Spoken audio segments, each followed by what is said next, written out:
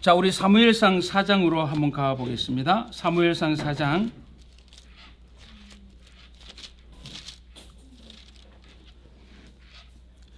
사무엘상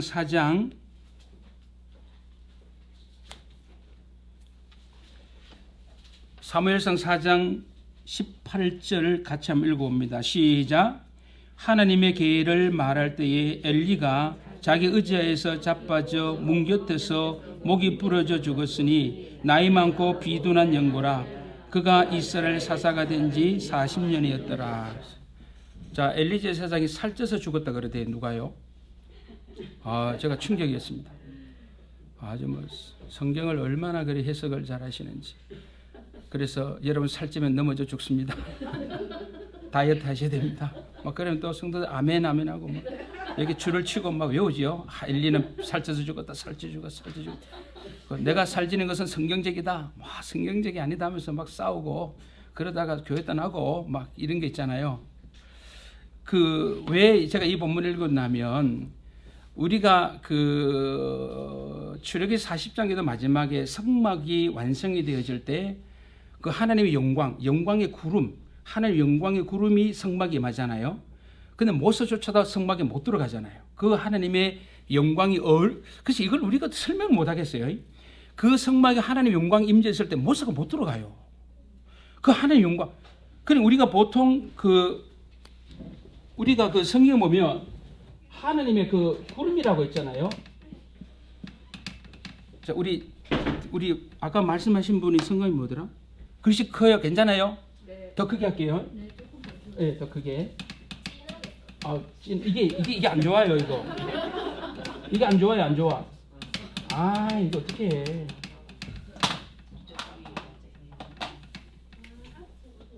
지난 시간 그런 문제가 아니고 화이트보드로 바꿔달라고 부탁을 드렸는데 그건 더 반사가 있어서 어렵다라는 얘기를 하셨어요. 실제 보기는 상당히 힘들어요.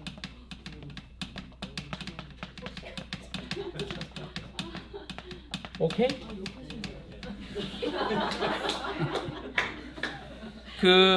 하나님의 성막에 구름이 임합니다. 구름은 하나님의 영광의 상징이잖아요. 그러니까 우리가 시내산 언약을 체결할 때도 하나님이 시내산에 강림하실 때 영광 중에 임하시잖아요. 그 영광이 구름이거든요. 그러니까 구름 가운데 임하신다. 그러니까 우리 예수님이 승천하실 때 구름 타고 그러니까 성도들 하늘 구름 보면서 저 구름은 주님 타기에 가벼운데 주님이 저 구름 타고 또 이런 식으로 얘기하시면 그것도 은혜 받잖아요. 줄 쳐서 외우죠. 우리 예수님 구름 타고 하시다 구름 타고 다시 오신다. 구름 어디 구름 있냐? 손바닥만 또 그러잖아요. 은혜 잘 받거든요. 근데 성경 구름이라고 하는 것은 하나님의 임재하심, 하나님의 임재하심에 대한 그 영광을 표현할 때 구름이라. 이때 구름을 따라합시다. 세키나, 사칸이라는 히브리어 뜻이 있는데 사칸이라고 하는 것이 이래 머물다, 여기 거주한다 이런 뜻이거든요. 그것이 세키나. 그래서 하나님의 영광의 임재를 나타낸 그 구름을 세키나 이렇게 말합니다. 그러니까 우리가 하나님 앞에 예배할 때 그 예배 중에 하나님의 영광이 우리 가운데 임하십니다. 하나님의 영광이 우리 가운데 임하십니다. 그랬을 때 그 영광이라고 하는 이 영광의 구름, 영광이라 말하잖아요. 영광. 근데 있잖아요. 이거 이제 잘 쓰겠습니다. 좀 잘 쓰겠습니다. 제가 잘 쓰도록 해요. 이거는 잘 써도 못 써도 모르겠죠? 이건 잘 써도 못 써도 모르는 거니까.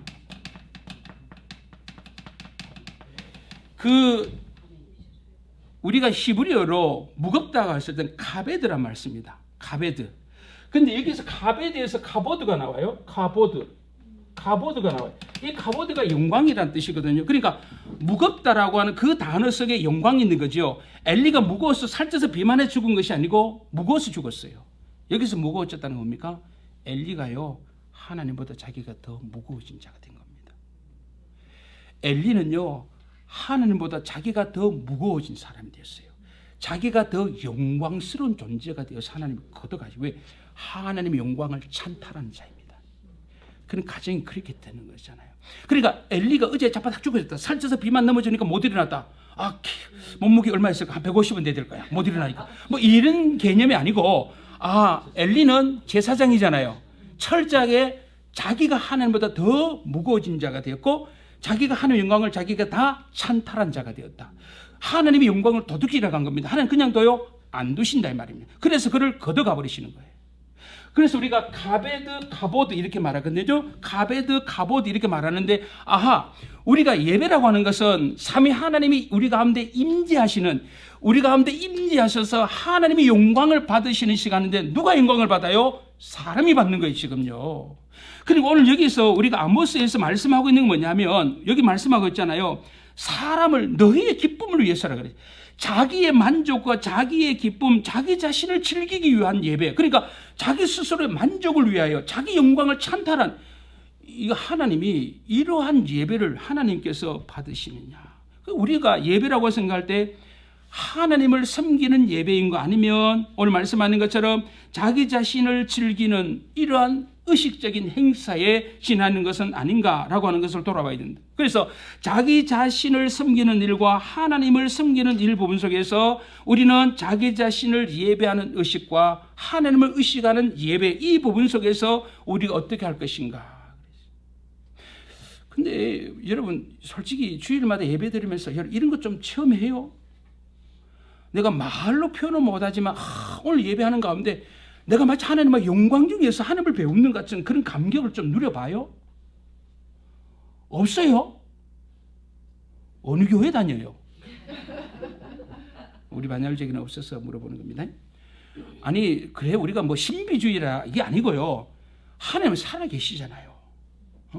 아니 하나님은 살아계시고 우리가 다 배웠으니까 우리 시간과 공간을 초월하게 계신 하나님 다 알고 있고, 그러면 우리가 예배는 하나님께 드린다는 것 사실을 우리가 알고 있으면 우리가 그 예배하는 가운데 정말입니다. 매주는 아니랄지라도 그 예배 속에 정말 야 하나님이 오늘 우리 가운데 말씀을 전하는 서목사님을 보니까 서목사님 안 보이고 주님의 모습은 보이는 거예요. 한마음교회 서목사님, 서은철 목사님. 서은철 목사님 말씀 전하는데 막 목사님이 안 보이고 막 하나님이 이 가운데 막 임미하셔서 우리에게 말씀을 전하는 것 같아요. 막 그 감격이 막 말할 수 없어요. 왜? 이 말을 하면 내가 여기서 신비주의라고 내 쫓길 것 같고. 그 나는 이 감격은 너무나 크고 막 이 감격을 주체할 수 없는 거예요. 우리가 예배 시간에 하나님이 목사를 통하여 말씀을 대언해 주실 때 우리가 그 속에서 내가 막 하나님의 영광을 배우는 이런 감격 좀 없어요? 좀 있다고 좀 해줘 봐요. 아니 우리 착각하는 거 아닙니까? 하나님 우리 교회에 와서 예배 진짜 받아들여진 걸 믿고 갑시다. 표현은 참 좋은 것 같은데 여러분 진짜 우리 예배 시간에 그런 감격이 있냐 말이에요. 근데 오늘 아모스가 지적하는 건 뭐예요? 너희들은 너희들이 좋아서 오는 예배지 나 관심 없지 않느냐 이렇게 말씀하죠. 자 생각해봅시다. 우리가 보통 제사장이라고 말하면 상식이 그럽니다. 상식. 자 어느 곳에 가서 예배를 드려야 됩니다 말씀하잖아요. 그러면 여러분 예배 속에 가셔서 여러분 죄를 회개하고 제사함의 은혜를 받으시고 구원의 감격을 회복하십시오. 이게 정상적인 멘트잖아요. 근데 오늘 아모스는 그런 멘트 안 씁니다. 오늘 전형적인 뭐예요? 제사장의 말투로 가고 흉내내 패러디하고 있는 것이 지금 아모스는. 뭐라고 얘기합니까? 너희들은 열심히 말하는 겁니까? 성소에 가서 죄나 실컷 지어라. 성소에 가서 죄나 실컷 한번 지어보라는 겁니다. 그러니까 이 예배라고 하는 것이 속죄의 자리, 은혜의 자리가 아니고 범죄의 자리가 되고 심판의 자리가 되고 정죄의 자리가 돼요. 그래서 예배를 통하여 제3의 은혜를 누리는 것이 아니라 예배를 들으면 들을수록 더 우리의 죄가 쌓여져 가고 쌓여져 가서 하나님의 진노를 더 사게 하는 우리의 예배가 되는 것은 아닌가라고 하는, 우리가 이런 처절한 반성이 필요하다 이 말입니다. 오늘 우리가 이 말씀 보면서 정말 이 아모스 선지자를 통해 하나님이 말씀하는 그 말씀을 통해서 우리가 깨달을 것은 오늘 우리 모두는 예배자로 살아가는데 나는 과연 어떠한 예배자로 사느냐 말이죠. 우리가 이런 부분들을 우리 자신들이 진짜 한번 생각해 보자. 네가 오늘도 교회 가서 죄 많이 지어라. 죄를 또 지어라. 죄를 쌓아라. 예배의 자리고 속죄의 자리가 아니고 이거 범죄의 자리다. 심판의 자리다. 정죄의 자리다. 이것은 여러분 상상하기도 어렵잖아요. 근데 이건 누구에게 준 말씀이에요? 하나님의 교회 이스라엘 백성들이 주신 말씀이잖아요. 저 이방 사람 아니에요. 세상 사람 아니잖아요.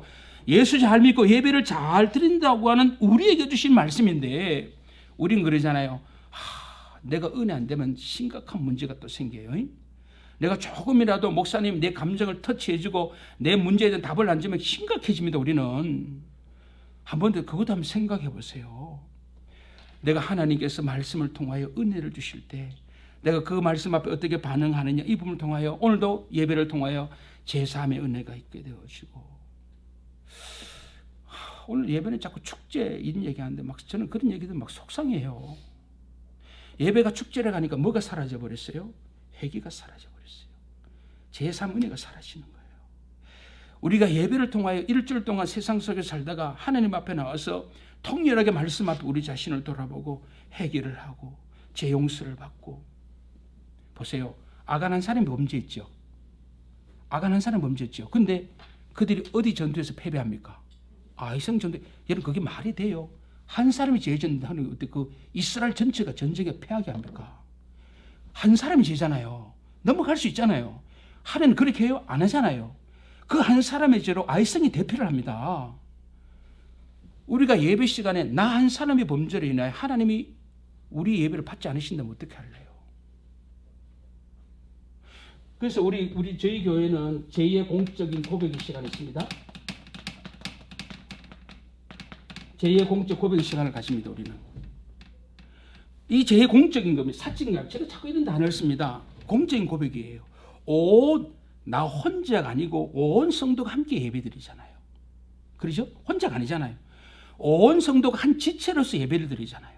그러면 한 지체로 우리가 예배드릴 때 내 자신이 범죄함으로 인하여 행여나 거룩한 예배가 손상이 되어지면, 그래서 우리는 그 부분 속에서 하나님 앞에 회개하는데 뭐예요? 내가 아니고 지체 속에 한 사람의 나로서 회개하는 거예요. 그래서 우리가 회개를 하고 제3의 은혜 가운데 하나님께서 퍼부어 주신 은혜를 누리는 시간, 말씀의 선포가 되어진다라고. 그래서 오늘날 우리 예배 속에 제3에 대한 은혜가 사라져버렸다. 제3이 곧 구속이라 그러잖아요. 구원이라고 바울은 얘기하잖아요. 우리가 예배 속에 구원의 감격, 제3의 은혜, 이건 다 사라져버렸다. 하나님은 이 예배를 통하여 나에게 무엇을 보여주셔야 되고 뭘 주셔야 되고 이것만 관심 있지, 진짜 오늘 여기 말씀하는 것처럼 범죄의 자리가 되는 것이 아니고 이곳은 제3의 자리가 되고 속죄의 자리가 되고 은혜의 자리가 되어야 되는데 우리가 그런 예배로 세워져 가고 있는가? 우리 여기 계신 분들, 우리가 하나님 앞에 예배할 때 주일날 가서 진짜 말씀 앞에 통렬하면서, 요새는 아멘하면 다 가버려요. 요새는요. 옛날에 그래도 아멘으로 앉아서 기도하는 분이 보였는데요. 요새 아멘하면 바로 뭐 식사로 나가버리셔요. 예배 여운이 없어져 버렸어요. 이제는요. 예배가 끝나면 그 예배를 통하여 예배자가 하나님을 만나는 감격이 좀 있어야 되는데 이제는 끝나면 다 가버려요. 이제는요. 이게 왜 이렇게 됐을까? 우리 한국 교회의 영적인 수준을 떨어뜨리는 결정타가 1부, 2부, 3부 예배가 생기고서부터입니다. 하나님이 1부 예배의 은혜를 너무 안 해주면 큰일 납니다. 2부 예배가 바깥에 기다리고 있죠. 하나님 은혜를 주고 싶어도 못 줘요. 왜? 기다리고 있어요. 그러니까 빨리 시간을 끝내줘야 되는 거예요. 저는요. 제가 이걸 무시하는 게 아니고요. 우리 하나님께서 예배를 통해 이 은혜의 감격이라는 부분 우리 스스로가 제한할 수 있다는 얘기죠. 그 예배자로서 여운이 있어야 되는데 우리 안에. 사람이 그렇잖아요. 사람이 어떤 누군가 만나면 그 만난 그 이후에 그 모습이 있는 거잖아요. 그 사람에 대하여 할 얘기 있는 건데 우리가 하나님을 예배하는 자로서 그 예배의 여운이 우리 속에 없다. 이거 끔찍한 얘기잖아요. 그래서 오늘 우리가 이 4장, 오늘 우리가 이 부분의 말씀을 우리가 보면서 결국은 지금 이스라엘 교회 문제는 예배의 문제라고요. 이게 분명히 드러나죠. 예배가 변질돼, 예배가 없는 게 아닙니다. 안 드린 게 11조도 잘했고 예배도 잘 드리고 절기도 잘 지킵니다. 그런데 문제는 뭐예요? 하나님이 노한 거잖아요. 이게 문제잖아요. 자, 그러면 아모스 보겠습니다. 자, 아모스 5장으로 가겠습니다. 자, 아모스 5장 4절과 5절을 같이 한번 보겠습니다. 자, 4절 5절 시작. 여호와께서 이스라엘 족속에게 이르시기를 너희는 나를 찾으라 그리하면 살리라. 베델을 찾지 말고 길갈로 들어가지 말며 부엘세바로도 나가지 말라. 길갈은 정령 사로잡히겠고 베델은 허무하게 될 것이라 하셨나니 너희는 여호와를. 자, 보세요. 답을 주잖아요. 누구를 찾아야 돼요? 여호와를 찾아야 된다. 이렇게 말씀하고. 왜 이래요? 이것도 안 지워져요.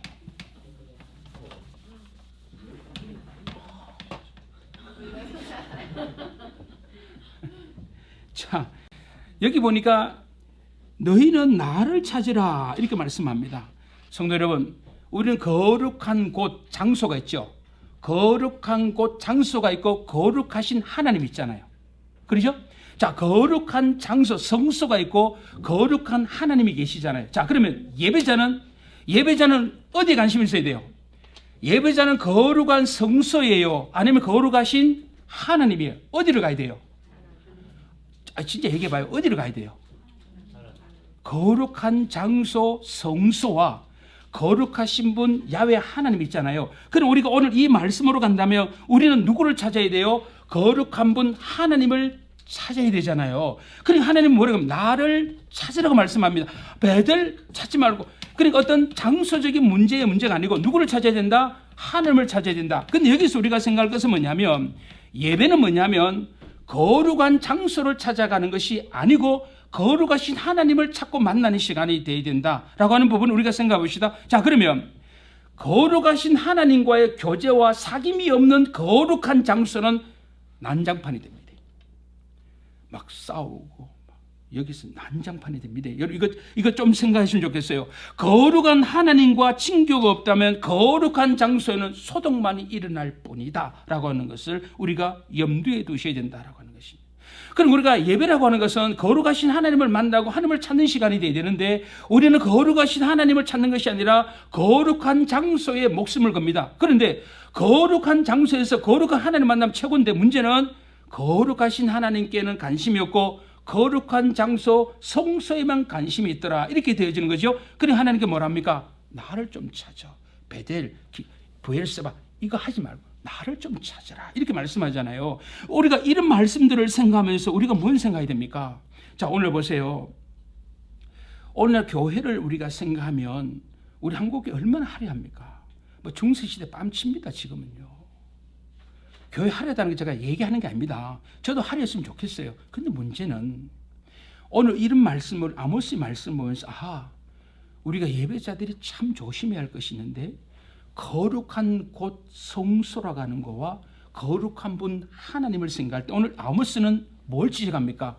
거룩한 장소의 문제가 아니라 거룩한 분 하나님의 문제를 제기하고 있잖아요. 그러면 우리가 화려하고 너무나 아름다운 정말 그 교회에 가서 예배하는 그 예배자가 하나님께 관심이 가야 되는데 하나님께 관심을 가는 것이 아니라 어디에? 건물에 관심을 가진다 이 말이죠. 그래서 우리 한국 교회가 지금 교회를 잘 지어놓고 지금 뭐가 있어요? 교회 안에 갈등.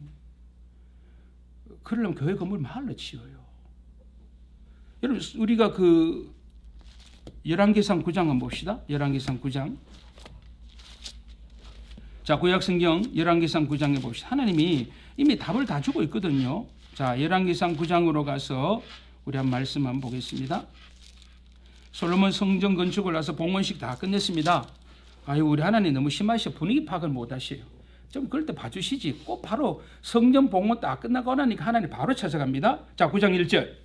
솔로몬이 여호와의 전과 왕궁 건축하기를 마치며 자기의 무릇 이루기를 원하던 일이 마치신 때에 여호와께서 전에 기브온에서 나타나신 같이 다시 솔로몬에게 나타나사 저에게 이르시되 네가 내 앞에서 기도하며 간구함을 내가 들었은즉 내가 너의 건축한 이 전을 구별하게 거룩하게 구별하여 나의 이름을 영영의 곳에 두며 나의 눈과 나의 마음이 항상 거기 있으리니 자 네가 만일 네 아버지 다윗 행함같이 마음을 온전히 하고 바르게 하여 내 앞에서 행하며 내가 내게 행한 대로 온갖 것을 순종하여 나의 법도와 윤리를 지키면 일어납니다. 6절 만일 너희나 너희 자손이 잘 보셔야 됩니다.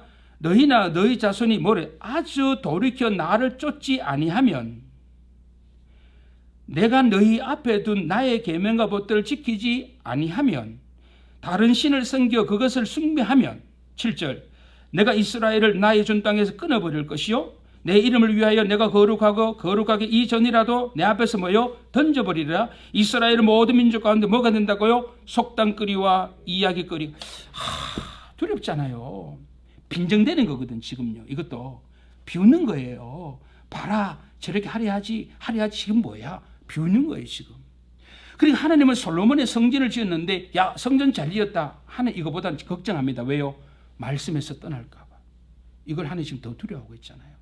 그래 우리는 예배라고 하는 것은 거룩하신 하나님께 초점을 맞추고 거룩하신 하나님을 찾는 예배가 되어야 되는데 우리는 거룩한 장소에만 관심이 있다 이 말입니다. 그래서 우리는 하나님을 놓쳐버린 거예요. 오늘 이것을 여기서 지적하고 있잖아요. 그러니까 제발 가지 말고 나를 좀 찾아 여호와를 찾는 예배가 되어야 된다 이렇게 말씀하고 있습니다. 그래서 오늘 이스라엘 교회는 예배가 변질되어 버린 거예요. 오늘 이것을 지적하고 있는 진정한 예배가 아니고 형식적인 예배, 그저 일주일에 1시간입니다. 일주일에 그 많은 시간 중에 1시간 하나님 앞에 예배하는 그것을 굉장한 믿음의 생활을 생각하고 우리 예배가 형식화되어 버렸고 변질되어 버렸다. 그것을 오늘 이 말씀을 통하여 지적하면서 너희들이 살 길이 뭔지 알아 이렇게 말했습니다. 너희들이 살 길이 있는데 그게 뭔지 아느냐 하면서 아모스 5장 오늘 21절 이하로 건너뛰어 진행이 되어지고 있는 것을 여기서 우리가 확인할 수 있다는 것이죠. 그래서 우리는 목사도 그렇고 성도 우리는 예배자입니다. 늘 고민해야 되거든요. 예배자로서 예배 실패하면 다른 거 얘기할 거 없어요. 아무것도 얘기할 거 없습니다. 우리가 이 부분들을 어떻게 하나님 앞에 우리 자신들을 세워나갈 것인가 이게 심각한 문제가 되어진다.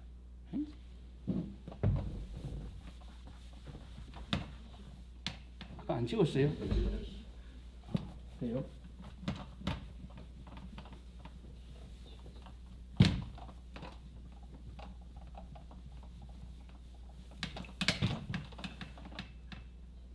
자, 이게 잘 지어지는 거예요?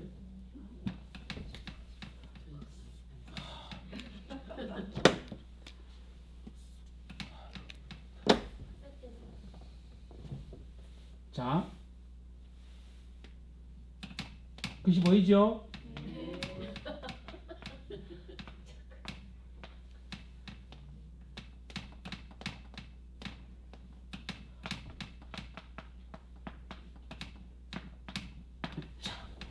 오늘 요걸 우리 따라하겠습니다. 시작.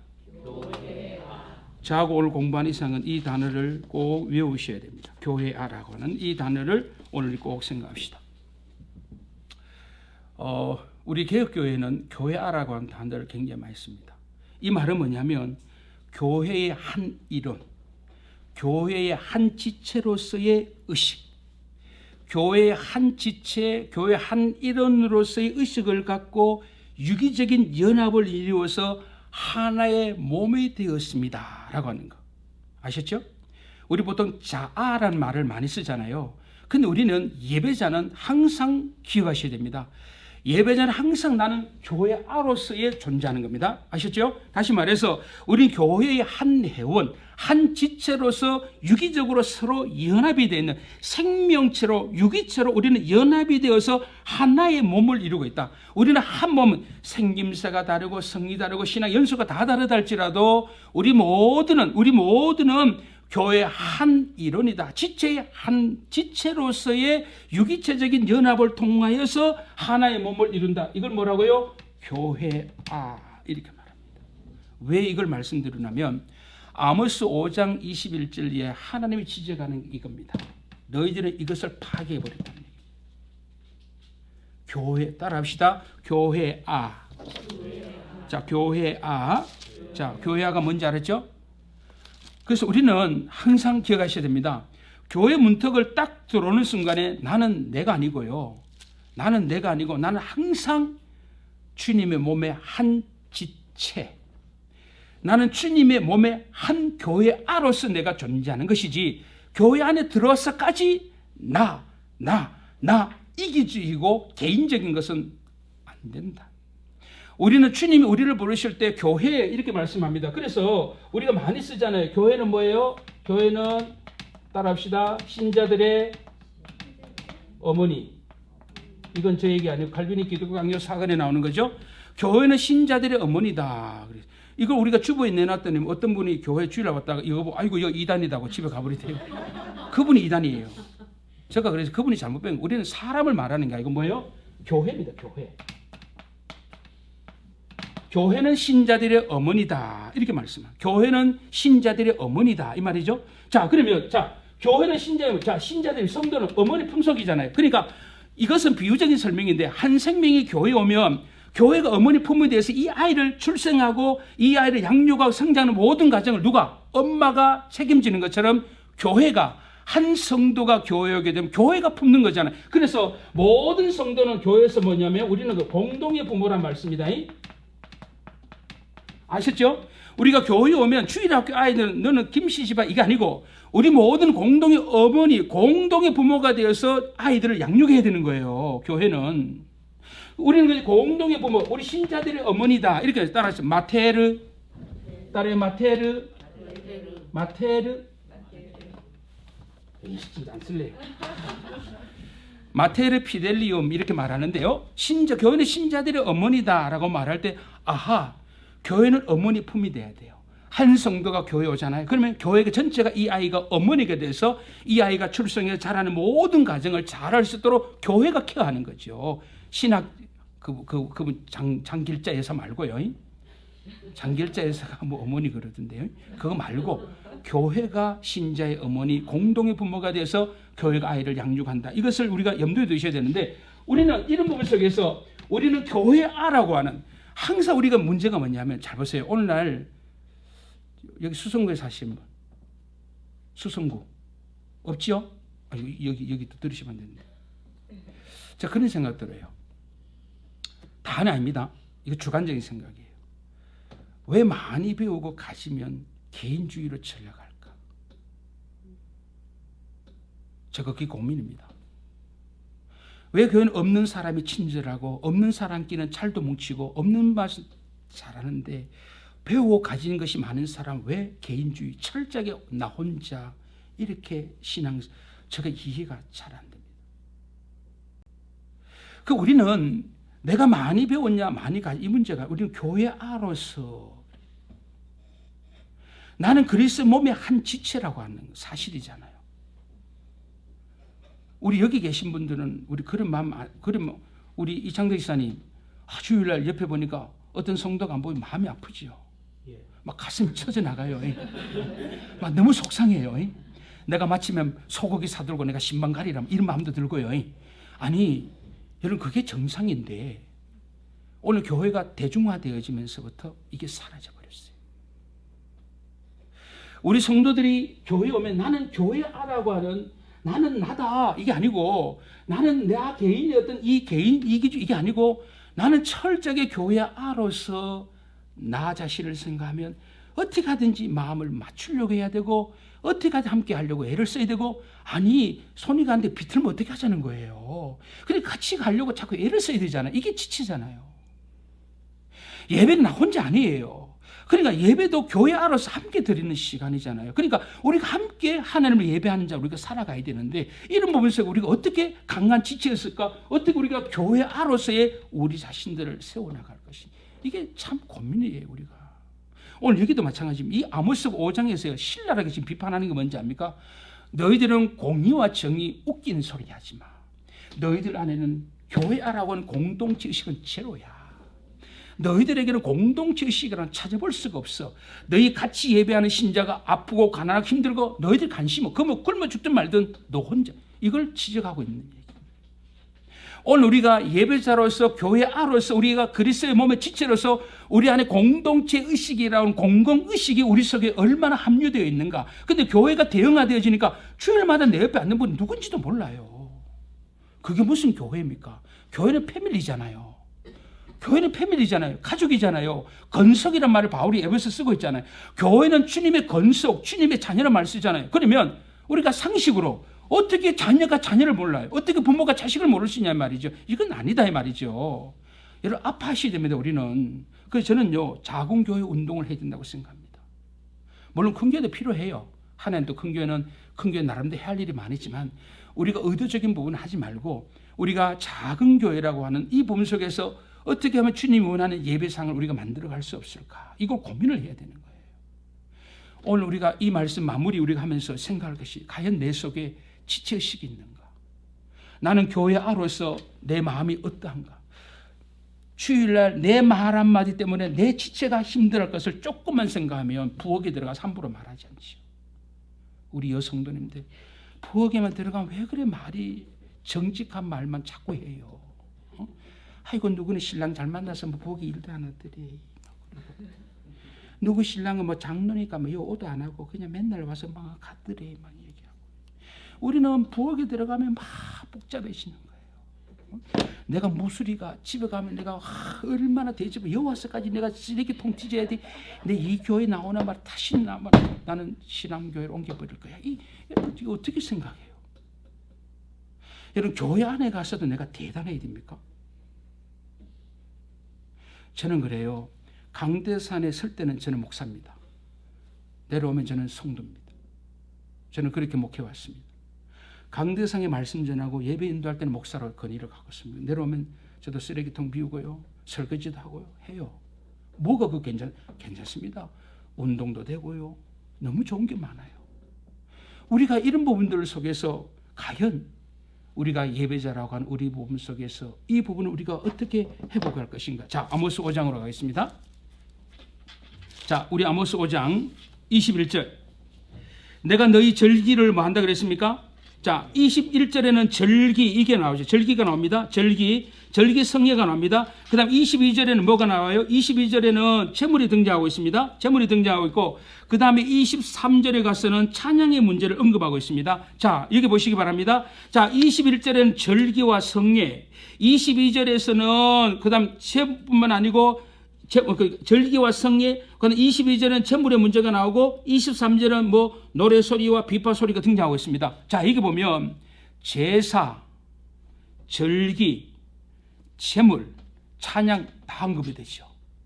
다 언급되는데 근데 잘 보시기 바랍니다. 자, 21절. 내가 너희 절기를 뭐 한다고요? 여기 미워한다. 미워한다. 그 다음에 또 뭐를 했습니까? 멸시. 이게 말이 됩니까? 오늘 여기 말씀합니다. 너희의 절기와 너희의 성례를 미워하고 멸시한다. 이렇게 말씀을 하고 있습니다. 자, 여기 보면 이거 하나님의 강한 거부감이잖아요. 하나님은 지금 이스라엘이 드리는 제사에 대해 한미를 느끼는 겁니다. 제발 좀 오지 말라는 얘기입니다. 너희들 오면 내가 스트레스 받아서 머리가 바짝바짝 선다는 얘기입니다. 우리 하나님의 강한 거부감을 이렇게 말씀해 주고 있잖아요. 그런데 여기를 두고 사무엘상 15장으로 가봅시다. 사무엘상 15장으로 가서 한번 보겠습니다.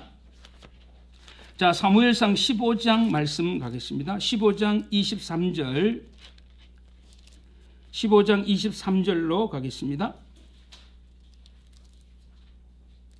자, 15장 23절로 말씀을 가서 같이 한번 보겠습니다.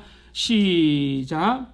이는 거역하는 것은 사슬의 죄와 같고 완고한 것은 사신 우상에게 절하는 죄와 같음이라. 왕이 여호와의 말씀을 뭐 했다고요? 왕이 여호와의 말씀을 뭐예요? 여기 버렸다 이렇게 말씀, 여기 버렸다 이렇게 말씀합니다. 자, 여기 버렸다라는 단어가 나오는데 여기 버렸다라고 하는 이 단어가 마스라고 하는 단어입니다. 마스. 이 마스라고 하는 단어를 쓰고 있는데 이 마스라고 한다는 것은 멸시한다는 거거든요. 근데 멸시한다는 건데 사무엘상 15장 23절에는 버렸다고 번역했습니다. 하나님이 거절했다.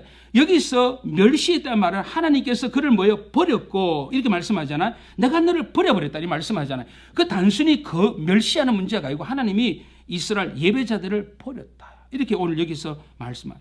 그래서 앞에서는 멸시라고 번역했는데 사무엘상에는 버렸습니다. 이렇게 번역하고 있습니다. 그러니까 오늘 여기 말씀 속에 여러분 이 마스라고 하는 하나님이 버렸습니다라고 말하는 이거 하나님의 거부인데요. 이것은 뭐냐면요. 이스라엘 백성이 먼저 하나님을 버렸고 그 버림에 하나님이 반응해서 하나님도 버려버린 걸 말합니다. 이 말은 여기 말씀 왕이 여호와의 말씀을 버렸기 때문에 하나님도 왕을 버렸다 이렇게 말씀하잖아요. 그러니까 하나님이 먼저 버린 것이 아니고 예배자 이스라엘이 하나님을 버렸으므로 하나님도 반응해서 그래 너희들이 나를 싫어하고 너희들이 나를 미워 나도 너희를 버리겠다. 오늘 이것을 말씀해요. 이거 말씀 속에 뭐냐면 우리 하나님께서 이스라엘의 제사, 이스라엘의 절기, 이스라엘 성례, 이스라엘 찬양 모든 걸 다 버려버렸다. 다 하나님 뭐했다? 거절했다. 오늘 이렇게 여기서 말씀해 주고 있잖아요. 참 심각한 문제죠. 이렇게까지 말씀을 다 하나님이 거절하고 버리셨으면 이겨납니다. 자, 그런데 사무엘상 아모스로 갑니다. 자, 아모스 5장으로 가겠습니다. 5장 22절. 자, 너희가 내게 번제나 소제를 드릴지라도 내가 받지 않는다. 그 다음에 너희 살찐 희생의 한목제도 내가 돌아보지 아니하리라. 이렇게 말씀하고 있습니다. 번제와 소제와 한목제 내가 받지 않는다. 하나님이 거부하신다는 거죠. 하나님이 거부하십니다. 이렇게 말씀하는데, 자, 모든 제사를 하나님이 합당치 않게 생각했고, 합당치 않게 생각할 뿐만 아니라 거들떠보지 않는다. 하나님이 철저히 거부하신다. 오늘 이렇게 말씀해 주고 있습니다. 그런데 여기 잘 보시기 바랍니다. 자, 이게 잘 보세요. 22절에 보면 내가 받지 않는다. 이렇게 말씀합니다. 받지 않는다. 이 말은 뭐냐면 코로 냄새를 맡는다. 이 말이거든요. 코로 냄새를 맡는 것이고, 하반절에 내가 돌아보지 않는다. 눈으로 보는 것. 코로 냄새를 맡지도 않을 것이고 눈으로 돌아보지도 않겠다. 이렇게 말씀하고 있잖아요. 그 다음에 23절. 그 비파 소리도 내가 듣지 않는다. 귀가 닫혀버리는 거지. 오늘 여기 뭘 말씀합니까? 하나님은 코도 눈도 귀도 다 닫아버리는 겁니다. 자, 우리가 이런 말씀을 우리가 보면서 뭘 느껴요? 지금 이스라엘 교회가 예배가 얼마나 변질이 되었으면 하나님은 눈도 감고 귀도 닫아버리고 입도 봉해버린다고 말씀하잖아요. 그런데 이스라엘은 열심히 하나님 앞에 가서 예배하고 있습니다. 지금 이건 뭐예요? 이게 우상숭배예요. 우상숭배. 우리가 이런 하나님의 어떤 강한 거부감이라고 하는 것을 우리가 어떻게 이해해야 될 것인가? 하나님은 코도 막고 눈도 감아버리고 귀도 막아버리십니다. 하나님은 너무너무 괴로워하신다. 이렇게 말씀하고 있습니다. 하나님 너무너무 괴로워하신다. 그래서 자, 우리 이사야 1장으로 한번 가보겠습니다. 이사야 1장.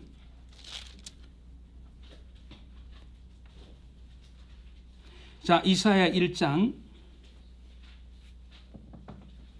자, 이사야 1장 11절.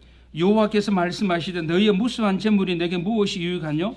나는 수양의 번제와 살찐 짐승의 기름에 배불렀고 나는 수송아지나 어린 양이나 수염소의 피를 기뻐하지 아니하노라. 너희가 내 앞에 보이려 오니 그것을 누가 너희 요구하였느뇨? 내 마당만 밟을 뿐이다. 헛된 재물을 다시는 가져오지 말라. 분양은 나의 가정이 여기는 바요 월삭과 안식일과 대회로 모이는 것도 그러하니 성례와 아울러 악을 행하는 것을 내가 견디지 못하겠다. 내가 견디지 못한다. 하나님이 도저히 견딜 수가 없다. 너무너무 괴로워하신다. 하나님께서 너무나 괴로워하신다. 하나님을 기쁘시게 하고 하나님을 기쁘시게 하는 예배 자리가 도리어 하나님을 고문하는 자리가 되고 하나님을 너무나 스트레스 받고 힘들게 하는 그런 자리가 되어버렸다. 오늘 이사야 선지자가 뭐라고 말씀합니까? 오지마 제발. 예배드리러 오지 말라고 말합니다. 제발 너희들을 보면 역겹다는 얘기예요. 지금 이사야 선지자도 아모스 선지자와 같은 시대에 활동의 선지자잖아요. 그러니까 지금 이스라엘의 교회는 다른 문제가 아니잖아요. 이렇게까지 예배가 타락하고 변질. 그래서 보시기 바랍니다. 15절. 너희가 손을 펼 때에 내가 눈을 가리우고 너희가 많이 기도할지라도 내가 안 듣는다. 귀를 닫아버리는 겁니다. 눈을 감아버려요. 하나님 입을 봉해버리십니다. 그 이유가 뭡니까? 왜냐하면 너희 손에 뭐가 가득하다? 피가 가득하다. 16절. 이 피는 뭐예요? 이스라엘을 열심히 예배했던 이스라엘 교회 성도들은 그 손에 피를 갖고 하나님 앞에 예배드립니다. 하나님이 역겨워합니다. 제발 오지 마라. 이 피는 뭐예요? 16절 이하에 나옵니다. 가난하고 못 배우고 가난한 자들을 착취를 해서 없는 사람들 돈을 빼앗아 가지고 이걸 갖고 하나님 앞에 드리러 온 겁니다. 손을 펴봐라. 너희들이 손을 펴봐라. 그 손에 뭐가 있는지 알아? 가난하고 내가 그렇게 사랑했던 가난하고 고와 가부 그들의 피를 너희들이 빼앗아 착복해서 내게 가져와. 너희들의 손에 피가 가득하다. 내가 어떻게 너희 예배를 받을 수가 있겠느냐. 그래서 우리가 그런 게 있잖아요. 뭐 그래서 강남에 제가 안 살아봐서 모르는데 저 강동구에는 살아봤어요. 강동구에서 명성교 옆에 살아봤어요. 뭐 얼마나 화가 나든지 새벽기도 가면 전부 그 성도 거기 다 가요. 그 교회. 우리 교회는 안 오고 막 전부 막 대형 버스들이 막 명성 가는 가가 아닙니다. 새벽에 보면 이야 그 강동이 대단하거든요. 그런데 오늘 우리가 이 부분들 속에서 우리 하나님을 예배하는 자로서 우리가 손을 펴서 그 손에 피가 가득하더라 이렇게 말씀합니다. 오해하지 마세요. 우리가 잘 살고 그것 하나님의 언약의 복이니까. 근데 문제는 우리가 잘 사는데 문제는 그 잘 살게 되어진 그 내용을 가면 없는 사람, 가난한 사람, 못 배운 사람들 억압을해서 착취해서 내가 하나님께 드리는 것은 없는지 돌아봐야 되는 거지. 오늘 이스라엘 교회 예배가 그래서 변질된 거예요. 너희 손에 피가 가득한데 그 피를 펴보라, 손을 펴봐라 이 말이죠. 너희들은 월요일부터 오늘 말하면 토요일까지 없는 사람 억압하고 가난한 사람 대주의 옆에서 10년 동안 굶어 죽이고 그렇게 억압하고 착취해서 너가 돈 벌여서 하나님 앞에서 막 11조를 몇백만 원 드리는데 하나님 뭐 제발 좀 가라. 제발 좀 가라. 오늘 말씀하는 게 예배의 자리가 하나님을 기쁘시게 하는 자리가 아니고 하나님을 고문하는 자리거든. 그래서 우리는 이런 부분 속에서 거룩한 장소에서 거룩하신 하나님을 만나야 되는데 그 하나님을 만날 백성이 월요일부터 토요일까지 살아가는 삶이 가난하고 못 배우고 억울한 사람을 짓누르고 그들의 피눈물을 흘리게 하고 그들의 것을 빼앗아서 하나님 이렇게 복을 주셨습니다. 하나님 영광을 받으세요. 제발 그러지 마라.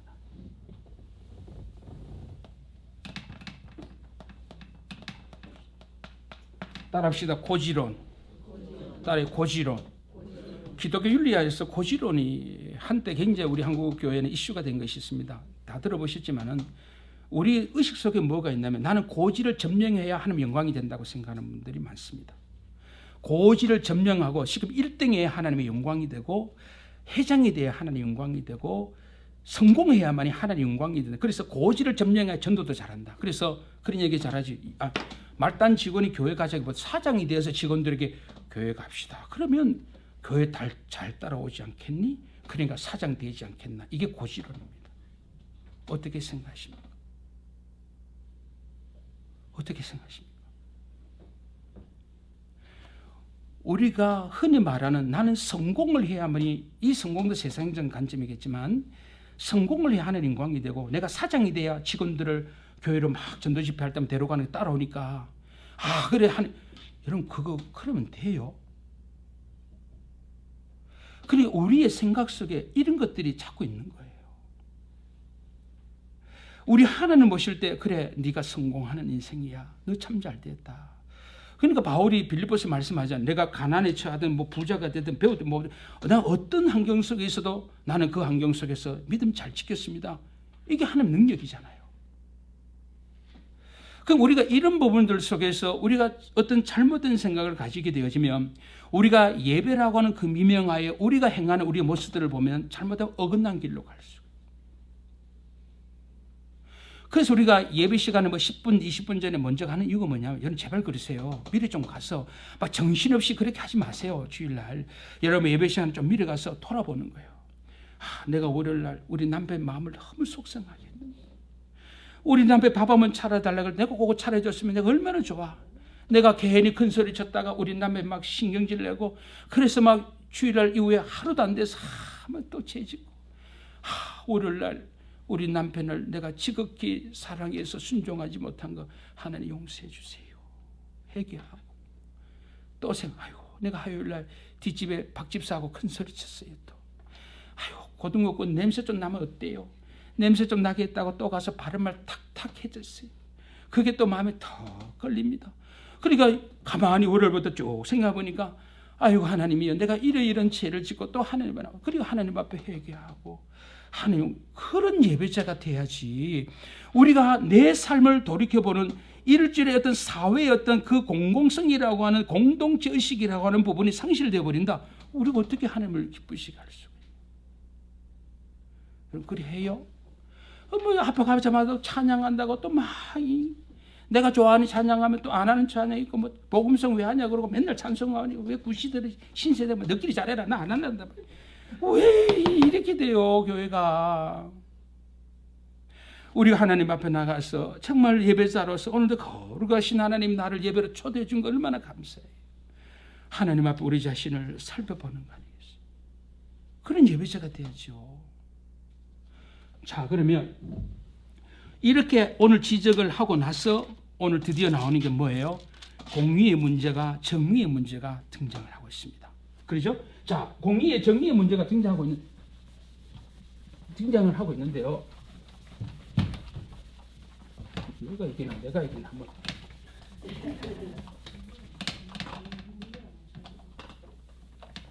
그래서 여기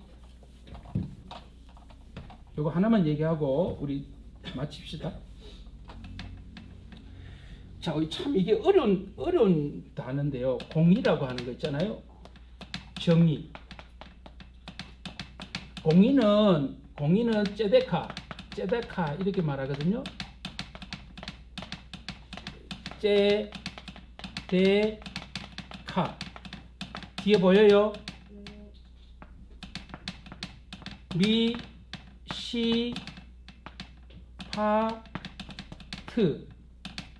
이걸 이제 미, 시, 파트. 이 공의와 정의, 이거는 라이트리스를 번역하죠. RIG, HT, EO, US, NESS 이래 나오고, 요거는 judgment 이게 나오는 거죠.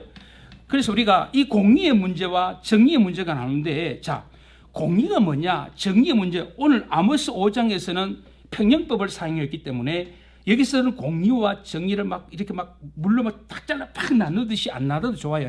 알겠어요? 공의와 정의라고 하는 같은 개념으로 이해하면 됩니다. 그런데 그래도 오늘 우리가 말씀을 배우는 부분 속에서 성경에서 공의라고 하는 이 째데카라고 하는 것이 어떻게 쓰여지고 그다음에 이 미시파트라고 하는 것은 재판 행위를 말하거든요. 그러니까 공의에 따라서 재판하는 겁니다. 정의를 그렇게 이해하시면 됩니다. 그렇죠? 하나님의 공의가 있는데 그 공의를 바탕으로 재판을 구체적으로 시행하는 걸 정의다. 이렇게 이해하시면 되겠죠? 그럼 공의가 뭔지를 보면 되잖아요. 자, 공의, 보통 의로움이다라고 많이 얘기하는데, 자, 하나님이 말씀하시는 의로움, 예배 속의 의로움이 뭘까? 예배 속에 말씀하는 정의의 문제가 뭘까? 우리가 이 부분을 생각해야 되잖아요. 그래서 공의라고 하는 거, 이 공의가 있을 때 그 공의에 따라서 재판이 시행되어지는데 이 재판의 시행이 잘 되어지려면 이 공의에 대한 문제가 점검이 돼야 되잖아요. 그래서 이 공의에 따라서 재판을 잘 했구나. 이 법전에 따라서 재판을 잘했네. 오호, 문제가 없네. 이거는 것처럼 하나님의 공의가 뭐냐? 하나님이 말씀하시는 의로움이 뭐냐라고 하는 것을 우리가 잠깐 말씀을 드리도록 하겠습니다. 자, 공의라고 하는 것은 이렇게 이해합시다. 구약에서 공의는 절대로 추상적인 개념으로 쓰지 않습니다. 추상적인 개념으로. 그리고 흔히 조직신학에서 말하는 것처럼 우리 하나님의 비공유적인 속성으로서의 의로움을 말하지 않습니다. 우리가 특별히 구약 성경 시편에서 말씀하고 있는 의로움은 뭐냐? 따라합시다. 실천적 의. 실천적 의로움이라고 하는 것을 염두에 두셔야 됩니다. 자, 우리 한번 성경 구절을 우리 한번 찾아보겠습니다. 시편 36편으로 한번 가보겠습니다. 시편 36편. 자, 시편 36편 6절 시작.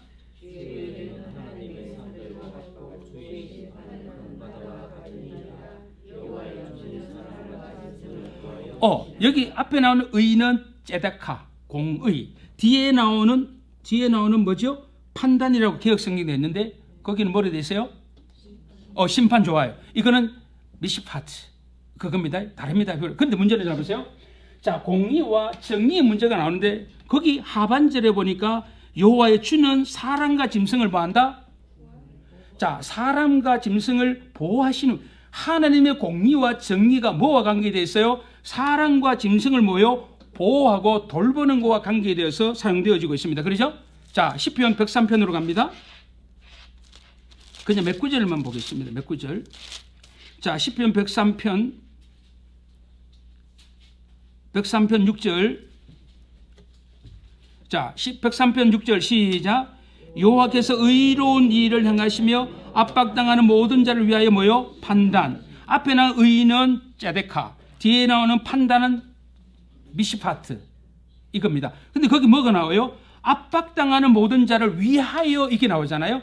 판단, 재판 이게 나오잖아요. 근데 여기서 우리가 할 수 있는 것은 뭐냐면 성경이 말하는 의로움이라고 하는 것은 추상적인 개념도 아니고 하나님의 속성의 문제가 아니고 실천적 의로움이라고 말씀하는데 여기서 말하는 실천적 의로움이라고 하는 것은 가난하고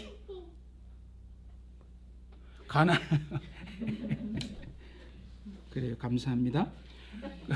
고아나 가부나 가난한 있잖아요. 그런 사람들을 따뜻한 주님의 사랑으로 보호해주고 치료해주고 회복해주고 보살펴주는 의. 그 의로움을 말합니다. 아시겠죠? 이게 두 구절만 우리가 확인해봐서 알 수 있잖아요. 그래서 우리가 의로움이라고 하는 것 수상적으로 막연하게 이해하지 말고, 우리가 성경에 말하는 공의는 뭐냐? 그래, 내 주변에 가난하고 불쌍하고 없는 사람을 불쌍히 여기며 그들을 고쳐주고 치유해주고 회복해주고 그들을 보호해주는 우리 주님의 따뜻한 마음을 뭐다? 공의, 이 말이죠. 그래, 그 공의에 따라서 내가 구체적으로 행하는 것. 그러니까 판사는 거기에 따라 재판해야 되겠죠. 그러잖아요. 판사 뭐 자기 한다고 해서 그러면 안 되잖아요. 판사는 그렇게 재판하고, 우리는 뭐 어떻게 해야 됩니까? 우리는 여기서 판단하려고 말할 때 우리 신자들은 실제적인 삶 속에서 뭐 해야 돼요? 우리 주변에, 내 주변에 이런 자들을 볼 때 따뜻한 마음으로 보살펴주고 챙겨주는 게 뭐예요? 의로움이라고. 우리 여기 계신 분들은 다 그래도 마음이 좀 따뜻해요, 안 해요? 다 따뜻하실 것 같아요. 그러죠? 그러죠? 우리 따뜻한 동구에 사니까. 우리는 다 따뜻하지요? 우리 예수 믿는 신자들은 저는 그렇게 생각해요. 막 교회 와서 막 눈을 붉게 이러지 마세요. 여러분들이 교회 오면요, 어디에 제일 먼저 시선을 가야 되냐? 물론 하나님을 예배하는 자로서 우리가 예배 승리자가 되어지려면 항상 봐야 됩니다. 옆을 좀 봐요. 알겠죠? 옆을 좀 보라.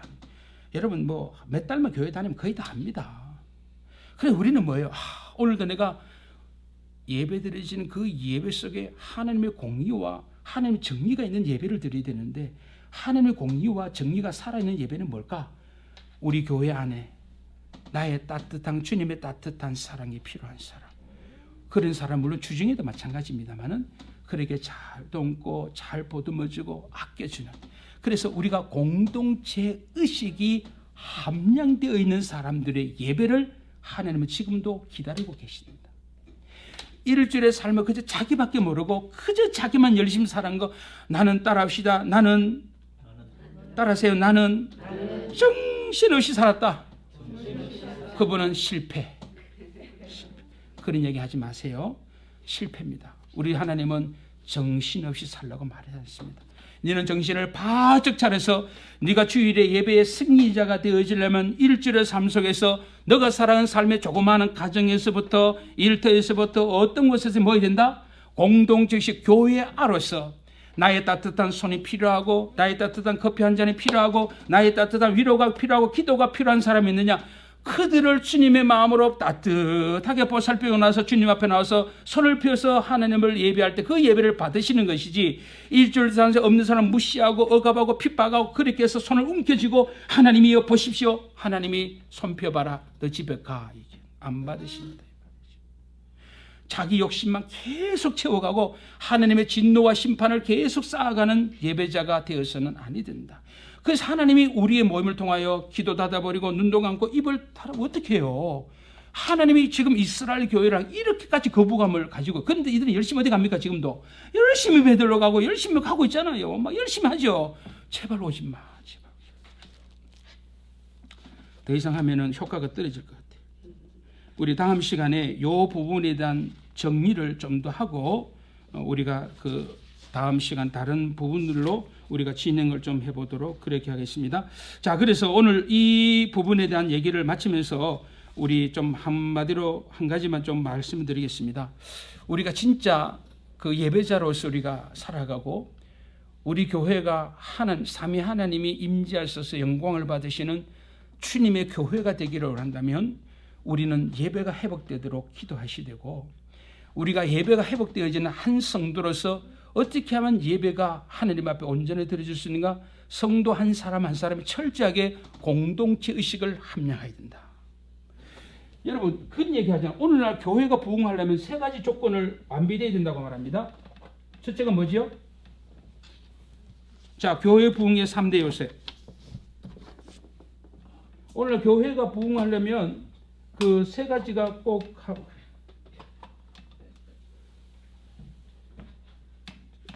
따라서 은닉성. 교회가 크게 부흥하려면 은닉성이 제공되어야 됩니다. 이렇게 말하면 내 사생활이 철저하게 보호되어지는 교회. 그러니까 조그마한 교회는 부흥 꿈꾸지도 마세요. 오늘 우리 시대 안 됩니다. 오늘날 성도들은요, 내 사생활 침범하는 것은 노골적으로 싫어합니다. 요새는 세대가 내려갈, 저희 교회도 이제 신방이 사라졌습니다. 이제 신방 안 됩니다. 오해는 하지 마세요. 이제는 세대가 내려가면 내려갈수록 신방에 대해서 알러지 반응이 일어납니다. 전에는 등록하면 신방 자연스럽게 됐잖아요. 이제는 안 됩니다. 정중히 기도 3일 하고 정중히 부탁하면 될까 말까예요. 저는 등록하면 신방 갑니다. 그러면 그리고 요새는 목사님 제발 서두르지 마세요. 시간이 확 이래. 나이가 드신 분들은 신방 가면 그래 좋아요. 지금도요. 목사를 제일 좋아하는 건 나이 드신 분들이에요. 언제든지 전화해도 기쁘게 받아주고 신방 간다면 언제든지 좋아하고요. 막 소망이 어르신 분들은 신방 그렇게 좋아하고 목사가 기도해 전화해서 기도해 주면 진짜 좋아요. 근데 젊은 전화 목사님 끊으세요. 바빠서 빨리 끊으세요. 나중에 무슨 전화가 와요. 일주일로 전화 안 하는데. 오늘 교회는 뭐 은닉성이라고. 그러니까 내 사생활에 철저하게 보호되어지는 교회. 그러니까 작은 교회는 안 돼요. 왜 안 돼요? 어디서 왔어요? 신앙생활 몇 년 했어요? 직업은 뭐세요? 애들은 직장 출근했어요? 남편 직업은 뭐예요? 어디 살아요? 와, 그 아파트 진짜 좋겠네요. 거기 진짜 돈 많은 사람 사는데요. 미치고 환장하네요. 이거 개인 사생활 완전히 다 집어내죠. 싫어하죠. 교회마다 좀 지혜롭게 하세요. 안내하시고 이러면 좀 제발 좀 새신자 오면 막 조사하듯이 앉혀놓고 막 살벌하게 하지 마세요. 한자 이거 틀렸네요. 이 한자 아닌데요. 몇 년사 이거 나하고 똑같은 개띠나 보네요. 방금 그러지 마세요. 그러면 이제 안 와요. 그러지 마. 오늘 우리 시대의 은닉성이란 부분들을 우리는 생각하지 않을 수 없는 이런 시대를 우리가 살아가고 있습니다라고 하는 것입니다. 두 번째는 뭐냐면 편리성입니다. 편리성. 교회에 가서 예를 들어서 신발을 받고 본당에 들어간 교회, 그 교회는 부흥하기를 꿈꾸지를 마세요. 요사이는 교회도 편리해야 됩니다. 화장실도 우리 집처럼 깨끗하고 좋아야 되고, 계단이 많은 교회에 부흥을 꿈꾸지도 마세요. 엘리베이터를 놔야 됩니다. 요새는 한층 엘리베이터 하는데 1억을 주면 놓을 수 있어요. 그러니까 빨리 부흥하려면 제가 잘 모르는데 주사랑 교회 커요? 빨리 엘리베이터 넣으세요. 엘리베이터. 그래야 됩니다. 그 요사이는요, 이해는 돼요. 나이 드신 분이 많으니까 우리도 물어보면 1억이 더 나 안 한다 그랬어요. 그럼 다른 교회 가시라고.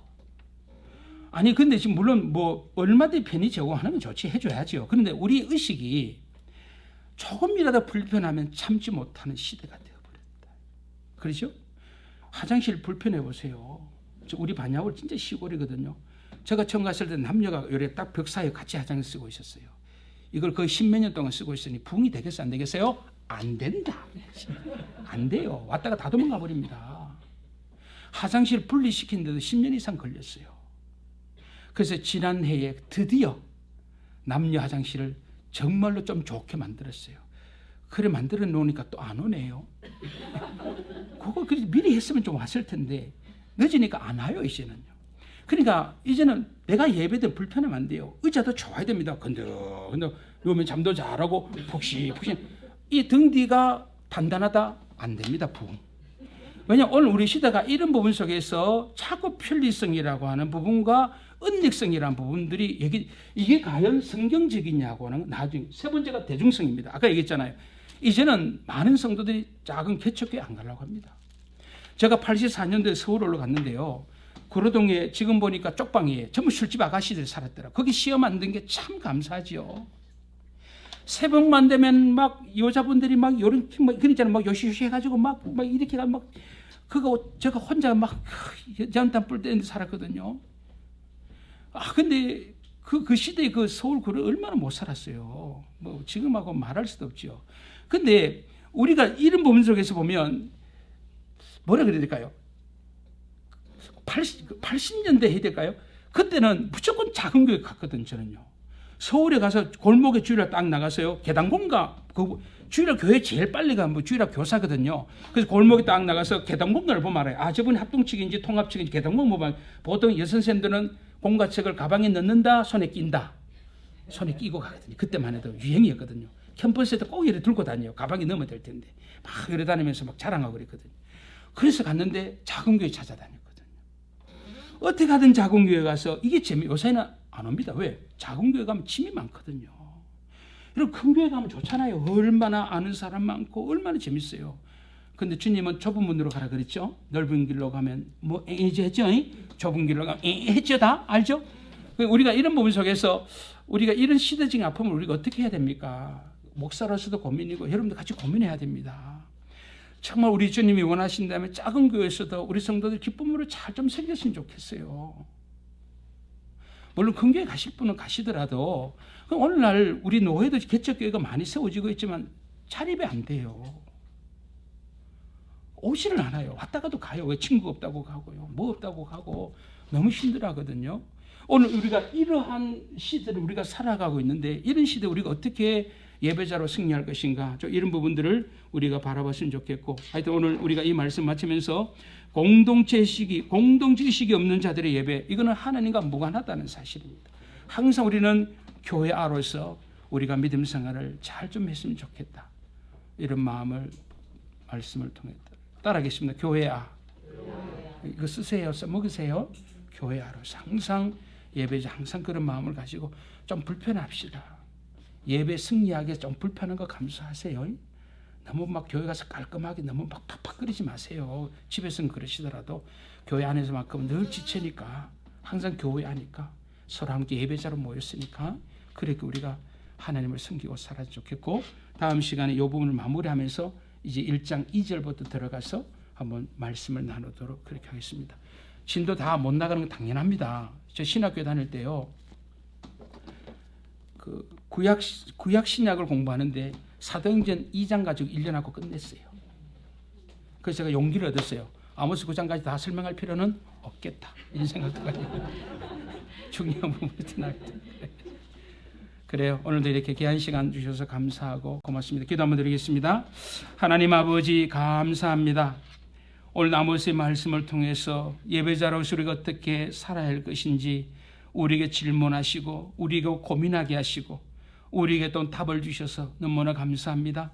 우리가 예배자로 부르심을 받은 것을 꼭 기억하고 우리 모두가 예배 승리자가 되기 위하여 일상의 삶에서 승리하는 삶이 되게 하시고 공동체 의식이 없는 자의 예배가 아니고 철저하게 교회아로서의 우리가 예배의 승리자가 다 되도록 도와주시고 여기 계신 사랑하는 주의 건석들 인하여 교회가 예배가 생명력이 있고 예배 속에 하나님의 영광이 임재하며 예배 속에 하나님의 크신 은혜가 넘쳐나는 놀라운 예배 공동체로 회복이 되기를 원합니다. 하나님 그런 은혜 복을 허락하여 주시옵소서. 감사하며 우리 주 예수 그리스도의 이름으로 기도드리옵나이다.